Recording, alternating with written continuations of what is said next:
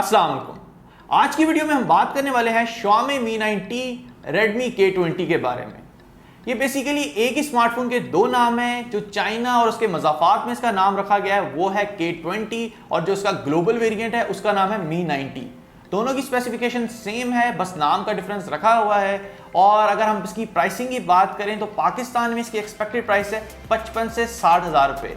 अब इसके जो कंपटीशन में जो स्मार्टफोन्स आते हैं, जो सबसे बड़ा इसका कंपेटिटर है वो है सैमसंग गैलेक्सी A50, ओप्पो का F11 Pro और वीवो का V15 Pro।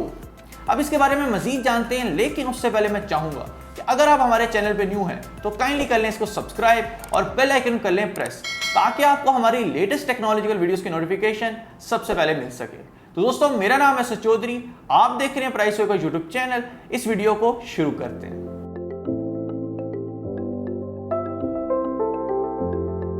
Mi 9T आता है 6.39 इंचेस की AMOLED नॉच फ्री डिस्प्ले के साथ। 2340 मल्टीप्लाई बाय 1080 पिक्सल्स की रेजोल्यूशन है इसकी स्क्रीन की, और कॉर्निंग गोरिल्ला ग्लास 5 की प्रोडक्शन है इसके फ्रंट और बैक पे, और ये एल्यूमिनियम फ्रेम में आता है। AMOLED स्क्रीन होने की वजह से ये ऑलवेज ऑन स्क्रीन सपोर्ट करता है। OS में ये फीचर करता है MIUI 10 जो कि Android 9 Pie पे बेस है। चिपसेट इसमें यूज की गई है Snapdragon 730 जो कि 8 नैनोमीटर की चिपसेट है। प्रोसेसर इसका ऑक्टा कोर है, जिसमें दो 2.2 gigahertz Kryo 470 gold course use किए गए हैं और 6 1.8 gigahertz Kryo 470 silver course use किए गए हैं। जीपीयू इसमें यूज किया गया है Adreno 618। बेंचमार्क स्कोर्स की बात करें तो एंटूटो में ये स्कोर करता है 2,11,617 और इसके सिंगल कोर का गीकबेंच स्कोर है 2540। मल्टी कोर का गीकबेंच स्कोर है 7002। इंटरनल स्टोरेज और रैम की बात करें तो ये 3 वेरिएंट्स में आता है। 256 इंटरनल स्टोरेज के साथ 8 GB RAM, 128 GB internal storage के साथ 6 GB रैम और 64 GB इंटरनल स्टोरेज के साथ 6 GB रैम। रेयर में ये फीचर करता है triple camera setup. Main camera है इसका 48 मेगापिक्सल f1.8 का। दूसरा इसका कैमरा है जो कि ऑप्टिकल जूम टेलीफोटो कैमरा है, वो है 8 मेगापिक्सल f2.4 का। तीसरा इसका अल्ट्रा वाइड कैमरा है जो कि 13 मेगापिक्सल f2.4 का है। ये इसके कुछ कैमरा सैंपल्स हैं जिससे आप इसकी क्वालिटी का अंदाजा लगा सकते हैं।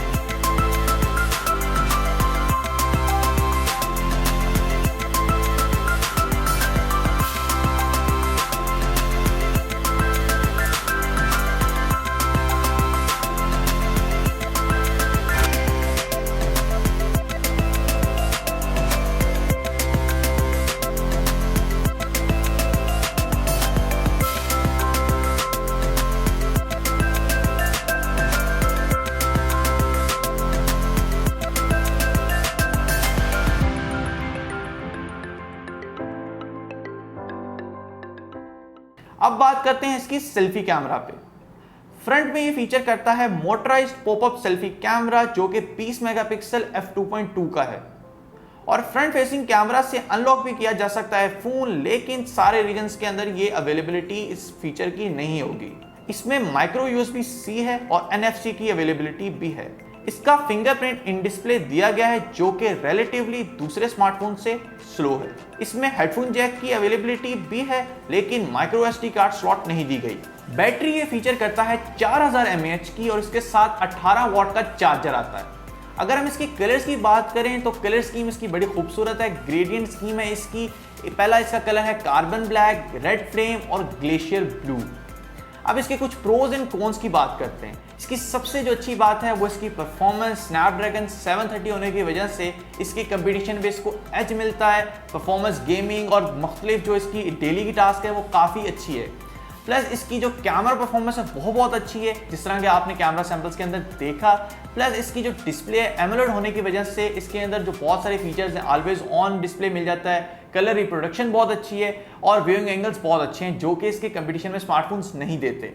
अब अगर हम इसके कौन की बात करें तो इसका जो फिंगरप्रिंट सेंसर है, जो कि इन डिस्प्ले फिंगरप्रिंट सेंसर है, वो बहुत स्लो है।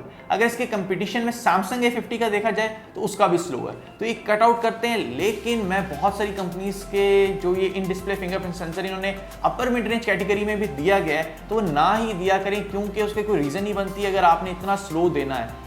यही इन डिस्प्ले फिंगरप्रिंट सेंसर अगर हम फ्लैगशिप स्मार्टफोन्स के अंदर देखते हैं तो बड़ा फास्ट मिलता है। और बहुत सारे लोग जब सिर्फ ये चीज़ देखते हैं कि आप लोगों ने हाइप के लिए दिया हुआ है कि इसके अंदर हमने इन डिस्प्ले फिंगरप्रिंट सेंसर दिया हुआ है, और जब यूज़ नहीं होता तो उसको बैश मिलती है, तो इंक्लूड करने की ज़रूरत ही नहीं बनती। ओवरऑल बात की जाए तो ये स्मार्टफोन बहुत ज़बरदस्त है। अपर मिड रेंज कैटेगरी के अंदर तो वैसे भी स्मार्टफोन्स की जो कंपटीशन है वो बहुत बढ़ता जा रहा है। और अगर मेरी बात की जाए कि मैंने अगर इनमें से कोई स्मार्टफोन खरीदना हो, अगर हम इसको मी 90 को इसके कंपटीशन से देखा जाए तो मैं मी 90 को ही प्रेफर करूंगा V15 Pro, F11 Pro और Samsung A50 से। इवन कि अगर हम Samsung Galaxy A70 को भी इसके अंदर इंक्लूड कर लें, क्योंकि ये वैल्यू फॉर द मनी मुझे ज़्यादा देता है। आपको ये स्मार्टफोन कैसा लगे आप मेरे साथ शेयर कर सकते हैं, और कोई सजेशन हो तो वो भी मेरे साथ शेयर कर सकते हैं कमेंट बॉक्स में। अगर आपको ये वीडियो अच्छी लगी है तो इसको लाइक कर दें और अपने दोस्तों के साथ शेयर कर दें। अपना ख्याल रखें। This is a signing off. अल्लाह हाफिज़।